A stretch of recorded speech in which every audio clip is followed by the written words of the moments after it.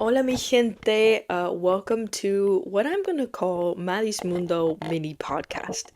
I'm gonna call this a mini podcast rather than a normal podcast because I don't know how often I'm gonna be doing this, to be honest with you. But how are you all doing this week? To be honest, it's been kind of a crazy week for me. With the holidays, man, the year gets crazy. Okay, it gets crazy. Ugh, so much family time, so much socialization, and to be honest, although I'm very extroverted when I want to be, I really enjoy some time to myself, un poco de tiempo en paz para estar conmigo mismo. And I don't know, I just feel like after the end of the holidays, I'm ready to get started with the new year. Um, anyway, into the topic of this podcast, this mini podcast we're going to do today. I thought that a fun topic would be to discuss times that I've embarrassed myself speaking Spanish.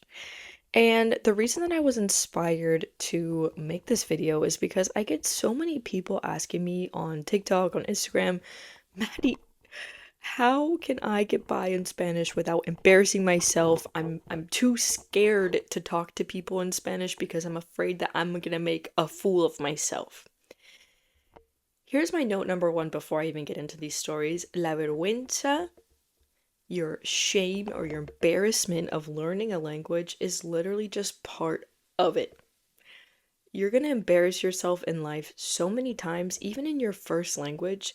So, expecting that you're not going to do the same thing in Spanish or whatever your second language is pretty much not a possibility.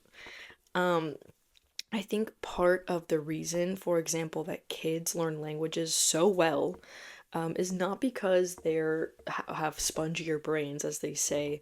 It's actually, in my opinion, a lot due to the fact that they are not afraid to be embarrassing or cringe or make mistakes. And I really saw this for the first time when I used to teach English in Spain.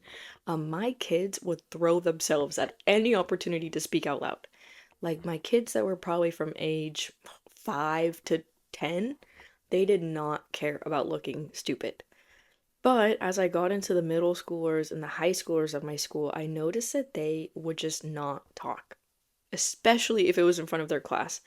And so that really proves the point that our fear of embarrassment and our fear of looking dumb at the end of the day is most of the time what hold us back. And I also get a lot of people who seem to have the idea that I have always spoken Spanish the way that I do now, which is not true, okay? The other day I found this old high school project video that I did. Ay, qué vergüenza me da este video. Ay, qué atroz. Well, I found this old video that I had to do for a high school Spanish project, where we had to do like a news report, and let me tell y'all, I looked so dumb in this video. My Spanish was so bad, and every time I watch this video, it's like humbling to me. First of all, to remember where I came from, but also it makes me proud to know how far I've gotten. But to be honest, embarrassing yourself and looking dumb and making mistakes, like I said, it is such a normal part of learning any language. At the end of the day, when you learn a language, you're like starting out as a child, basically. You're a new life to this world. And so expecting yourself to be perfect along the way is literally impossible. It's just not gonna happen. So I want to get into a couple of these stories. The first one that came to my mind when I thought about this topic was something pretty funny that happened to me when I was living in Spain for the first time. So, for a bit of background context, I actually studied Spanish, the Spanish language, lengua española, for my degree in university. I went to San Diego State, go Aztecs. If I have any Aztecs out there, shout out. But so I studied Spanish for part of my degree, and part of that degree for my university was going to live in a foreign country and going to university somewhere else. And because I had already traveled to Chile, traveled to Mexico, traveled to Cuba, I knew that I wanted to experience Europe for the first time because I had never been to Europe. And what a better way than to study abroad. So I said, okay, what a great opportunity. I'm gonna go to Spain. I had no idea really where I wanted to go. To be honest, I just kind of like looked at a list of programs that my school offered and I did like the, when you throw a dart at a map and you just go where it lands. It was kind of like that for me. I just looked at the pictures and then I saw Sevilla, which is a turned out to be my favorite city in the entire freaking world. But I saw Sevilla and the pictures were so pretty that I was like, I'm gonna go there. Little did I know how much Sevilla would mean for me later in life. But yeah, so I decided to go to Sevilla and I did a program where I was studying at La Universidad de Sevilla, which is a great school. It was definitely a culture shock for me going to Spanish university for the first time, which could be a whole another podcast episode. But not the point. When I got to Spain, I feel like I had a pretty decent grasp on Spanish at the time. Most of my experience, though, was with Latin American Spanish rather than Spain Spanish. I had grown up in Southern California, so there we learn Spanish mostly from Latin America and Mexico, which is what I had my most experience with. So coming to Spain was definitely really intimidating for me. And even more than that, I at that time was so deeply frightened by the idea of speaking to native speakers in public that I became a shy person when I lived in Spain for the first time, which is pretty funny knowing that nowadays I could talk to anybody and not care in English or in Spanish. But at the time, I was also pretty young, so I think I had that kind of teenage fear of looking bad. But when I got there, my goodness, it was a struggle to do anything because all my brain could think at the time was, oh my God, everyone is watching me and everybody is gonna, laugh at me and think I'm stupid and whatever. So, if you have never heard of Sevilla, it's a lovely city, but in Sevilla, if you didn't know, it gets really, really, really hot. Okay, it gets really hot really early in the year. And while I was there, I really wanted on a very hot day to go get ice cream. Okay, so I went to a heladeria while I was there and I said, okay, I'm gonna order an ice cream. Ay, madre mía, just remembering this story it gives me so much vergüenza ajena. But okay, if you follow me on TikTok, you might already know this story, but I'm gonna tell it again for the podcast YouTube listeners, okay? So I went to this heladeria and I was so nervous. Like I remember standing in that line, even like the whole day I was debating, is it worth getting ice cream being that I have to actually talk to somebody today? So I remember all day I was debating, I was debating. I was like, "Oh man, I really want it. I love ice cream, but I don't want to look dumb." But finally, after a bit of time, I said, "Okay, you know what? I'm gonna just do it. I'm gonna just do it, okay? I'm gonna go and I'm going to order my ice cream if it's the last thing that I do." So I go to this heladeria. Actually, recently I went back to Sevilla and I saw the same heladeria and I was laughing at it, remembering the story. But I stood in the line for it and I was really like hyping myself up, like, girl, you got this. Tú lo tienes, tú puedes hacer esto. You're the best, you're the smartest. No, tú no eres una guiri. And I'm sitting in this line just thinking, okay, I want a chocolate ice cream in a cone. Oh my gosh. Okay, so I'm standing here in this line, I'm going over in my head. Okay, chocolate ice cream in a cone. Chocolate. Okay, I know it's helado de chocolate, okay? And how do I say cone?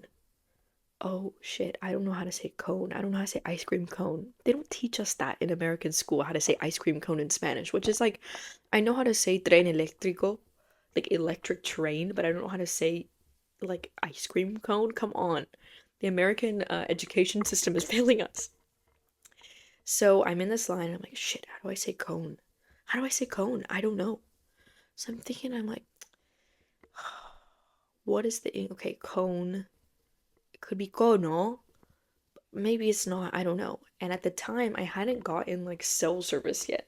So I didn't have a way or like a dictionary to look up the word for cone, and I'm like the next person in line. Oh my God. For the amount that I had prepared, the fact that the fact that I didn't think about this beforehand is pretty funny. But so I get in the line, I'm waiting here, and then I'm next. So I'm like, you know what? I'm gonna just do it. I'm gonna just see what happens and I'm gonna just order this chocolate ice cream cone and everything's gonna be fine. So I go up to the woman, I say, Hola, ¿cómo estás? ¿Qué tal? And then I proceed to do one of the most embarrassing things that I think I've ever done in my life. And I proceed to say this. Hola, ¿me pones un coño pequeño de chocolate? Un coño pequeño. For those of you who might be new to Spanish learning or don't speak Spanish, if you didn't know, the word in Spanish for cone is cono. What I proceeded to say was coño. If you don't know what coño means, ask your parents. But to put it in a safe way, a coño is a slang in many countries for female genitalia. Do with that information what you will. But basically, after having worried about this all day, I asked for a female genitalia from this woman in Spain. Oh my God. Ay, que me da una sensación de pánico cuando pienso en esta historia, honestamente. It gives me a sensation of panic just remembering this. And this poor woman, she's just looking at me and her face just goes like white. Like, I just see her look at me and she's like, perdona, ¿qué querías? Like, sorry, what do you want? And I'm like, oh my God. And I had remembered hearing that word before, and then it clicked that I had just asked for a small chocolate female genitalia. And I was so mortified. I was so mortified that by the time that I got my ice cream, I didn't even want to eat it. I didn't even want to eat it because I was so embarrassed and so mortified by what I had done that I didn't even want the ice cream anymore, you guys. And now every single time that I walk past that freaking heladeria in Sevilla, Spain, I think about that moment and I'm humbled to where I am today. And so at the end of the day, this story really taught me the importance of two things. Number one, memorize all of the inappropriate words, wherever country you're in, so that you don't accidentally say them. You know, memorize how to do the worst thing so that you don't do it later. Drill it in your head. The second thing I learned through this experience is that you're not gonna die if you get embarrassed. You know, I'm fine. Here I am. I have a career teaching Spanish now online. But my goodness, asking for the coño pequeño de chocolate. Oh, not many moments in my life stop that one. The second story that I've been remembering recently that also makes me laugh a lot was from my second time living in Spain. It's always in Spain. You know, it's never when I travel. It's always when I live somewhere that I do terrible things to myself. The second time that I was living in Spain, I decided that I was going to be a teacher. So I graduated college pretty young. I finished in 3 years, so I was a little child when I graduated, and I was not ready to face the American workforce yet. So after having come back from Spain the first time, I said, well, I want to go back, but I don't want to be a student anymore because that sucks. So what do I want to do instead? And I found out that a great way to move to Spain as an English speaker is actually to get a temporary visa to teach English, which was a really awesome deal because not only did I get to teach and have a cool job, and I love kids and I love teaching, so for me it was really fun, and sharing my culture with another culture was awesome, but also you get paid to do it. So I had a way to live and work and make money in Spain for another year. And so I applied to this program, I got in, I ended up being sent to a really strange small town in the south of Madrid. It's called Pinto. If you've heard of Pinto, if you've been to Pinto, shout out. There's actually a saying from Spain that's called Entre Pinto y Valdemoro, which basically means between Pinto and Valdemoro, which are two cities in southern Madrid, and it means in the middle of nowhere. So, to put it shortly, I was basically placed in the middle of nowhere to teach some Spanish kids English. And going into this experience, I was a lot more, I felt I was a lot more equipped, right, to speak Spanish every day and to interact with people because by this point I had been learning Spanish for probably 8 years. So I was, pretty fluent at the time. But at the end of the day, there are still going to be some embarrassing moments that are going to happen no matter what you do. You can't avoid embarrassment in this world. Unfortunately, I wish I could. But I had a pretty unique situation because I was in this pueblo. I was in this little town in the south of Madrid. So my school was pretty small and I was placed basically in every single grade. Like every single age of children I was teaching. I had kids that were first graders that were like 6 and 5, and I had high schoolers that were like 19. So that was a pretty interesting split of people for my English classes in Spain. So something interesting that happened, and this is where I'm getting into my second embarrassing story, is that in Spain, certain holidays are just celebrated a lot different than here in the United States. Here in the US, for example, Christmas and New Year's and Valentine's Day, the way that we view them and the way that we celebrate them is just super different.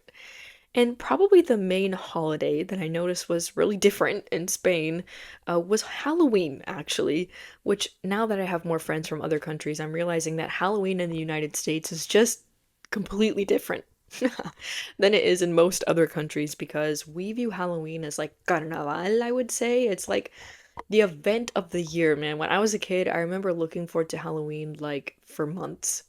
And one thing about Halloween is that it's not really anymore affiliated with scary. Halloween is affiliated with scary, but like in terms of what you can dress up as, it's more about having fun and just dressing up like whatever you want than being scary. However, I think maybe Spain didn't get that recent system update to the Halloween memo because for them, Halloween has to be scary. And it's not really celebrated the same way. Honestly, it's not really like as big of a deal there as it is here, which kind of sucked because I love Halloween. But yeah. So I went to school and on Halloween I had school. So I remember thinking, okay, well, I have to dress up. It's a part of my culture, right? I feel like a good American girl when I dress up for Halloween. So, I went to a local shop and I looked to see if I could find any kind of outfit for Halloween. And honestly, I was pretty broke at the time. My Spanish wage was pretty low for my teaching job, so I didn't have a lot of extra money to buy an extravagant costume for the year. But I remember I went into a little kind of like dollar store that I was near my house, and I found these little ladybug ears. And I remember I had a dress that matched it perfectly. So I said, okay, well, this year I'm going to be a ladybug for Halloween. And I was so excited on the morning of Halloween. I woke up and I was so excited to dress up.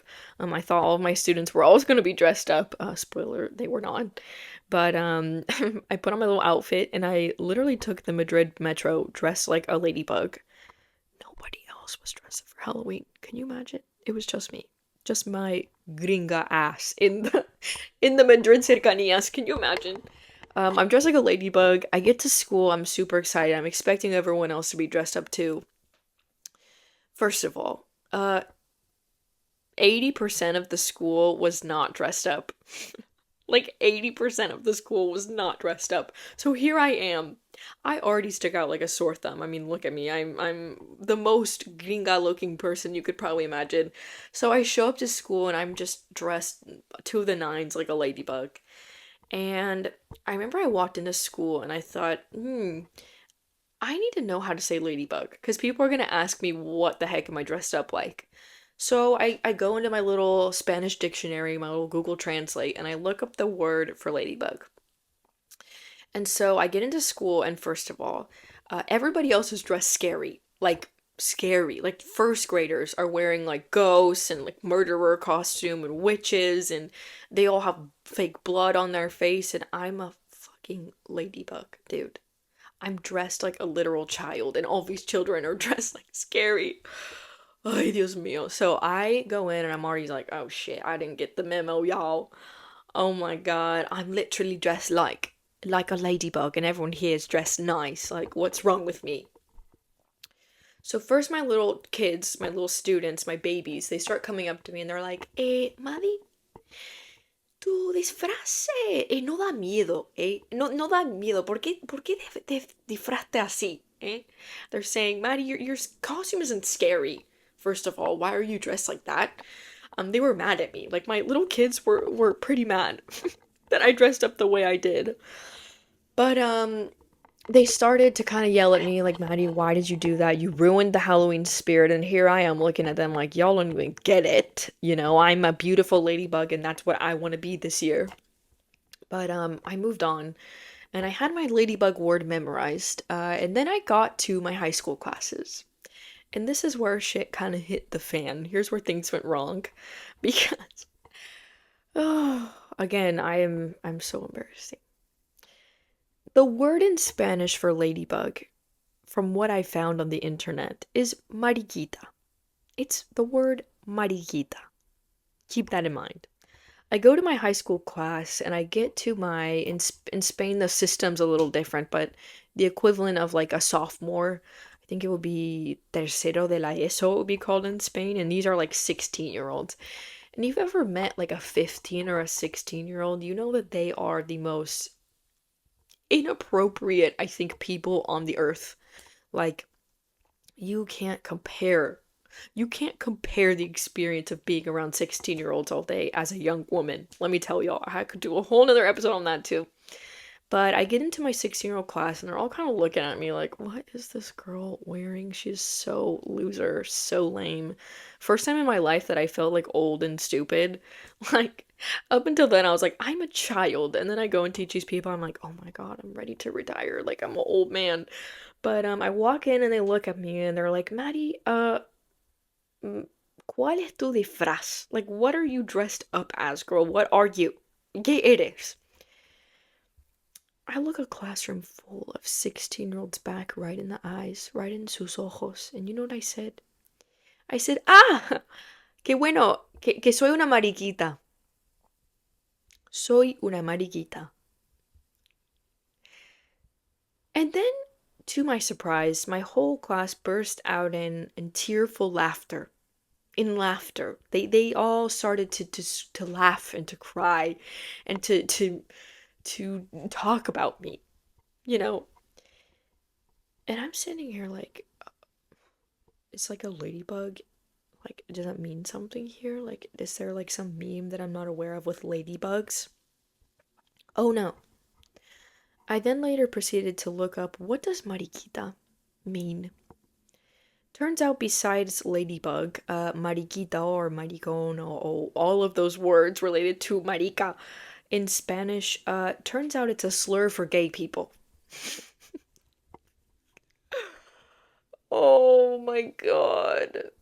Oh, why did I do that? ¿Por qué soy así?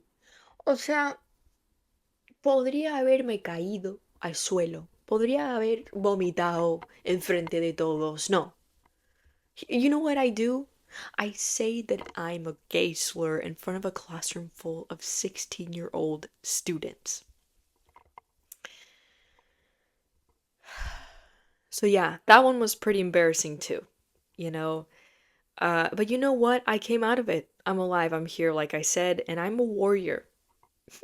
I don't think I will ever dress up like a ladybug ever again, to be honest with you.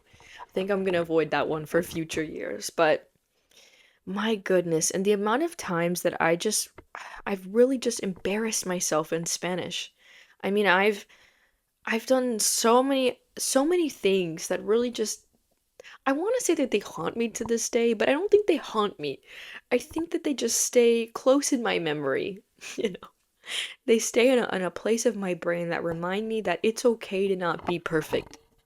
And I think that that's kind of the moral of today's mini podcast, which is that it's okay to be embarrassing. It's okay to be cringe.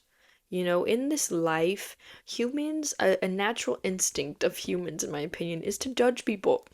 And because of that, we also have a fear of being judged.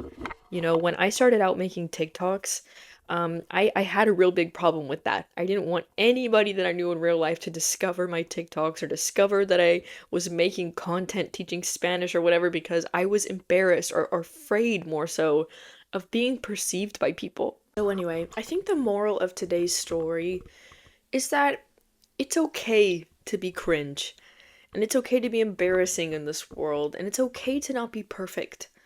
Um, I always like to say, think about the amount of times in your life, in your first language, that you've embarrassed yourself. Probably for most of us, it's going to be more than once. It's going to be more than twice. So why are we expecting ourselves to be perfect all the time? Why? And going back to what I was saying before about kids, I think children are some of the most pure souls on this earth, not only because they're innocent and they don't have life experience yet to understand certain things, but also because they have a certain desire to learn and to just grow without inhibition or fear of embarrassment. That it's beautiful to see, for example, how quickly children will learn another language. And it's beautiful to see how much they really just deeply don't give a shit what other people think about them. And so this week I encourage you all to just embrace that energy, embrace that child energy this week of just not caring. I think that at the end of the day, learning a language is a game of putting yourself out there and getting real life experiences. Because when you learn a new language, at the end of the day, you're really starting your whole world over all over again. Your brain has to learn things, you have to practice, you learn through conversation, you learn through media, just the same way that you learn your first language, you know? And so if you don't put yourself out into the world and converse and embarrass yourself and talk to people and say mariquita and say coño pequeño de chocolate in real life, it's going to be really hard for you to grow and to become to a level where people take you seriously. You can't reach all of the great parts without going through the tough parts. And while, embarrassing yourself is pretty low on the totem pole of important things if you're in your life, it's going to happen. It's a part of the learning process, and I think that's what makes it kind of beautiful. And this is why I love languages, is because a language is not just a subject in school, it's not just a hobby, it's something that represents people. It's the human essence wrapped into some words. So I encourage you all this week to really work out your second language, put yourself out there, go talk to somebody, find a website or an app or somewhere where you can talk to native speakers and be okay with the idea of embarrassment. Because if I can do it, if I can go through what I have and be where I am now, so can you. Well, muchísimas gracias por estar aquí conmigo hoy día. La verdad, me lo he pasado muy bien. Me gustaría hacer más episodios de podcast así como este. And I hope you all have a lovely new year, and I will see you soon. Chao, pescado. Adiós. Nos vemos.